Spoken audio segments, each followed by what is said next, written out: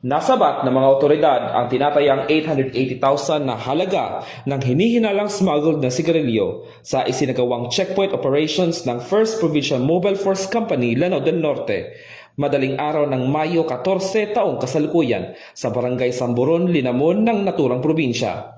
Kinilala ang mga sangkot na sina alias Johyber at alias Oma, kapwa residente ng poblasyon Linamon, Lanao del Norte. Katuwang ang Maritime Police Station, Provincial Intelligence Unit ng Lanao del Norte Police Provincial Office, 10th Maneuvering Company ng RMFB-10 at Linamon Municipal Police Station.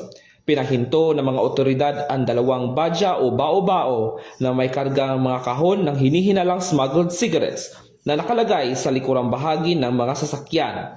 Nang hingian ng kaukulang dokumento, nabigo umano ang dalawang driver na magpakita ng legal na papeles para sa mga kargamento. Sa isinagawang inspeksyon, nakumpiska ang kabuoang 22 master cases o katumbas na 1,100 reams ng modern cigarettes na may tinatayang market value na 880,000 pesos. Dinala ang mga nakumpiskang sigarilyo at mga sasakyan sa kustodiya ng 1st Provincial Mobile Force Company habang hinihintay ang turnover nito sa Bureau of Customs para sa kaukulang disposisyon. Samantala, dinala rin sa Linamon Municipal Police Station ang mga driver para sa dokumentasyon. Ito ang bagong PNP para sa bagong Pilipinas. Serbisyong mabilis, tapat at nararamdaman.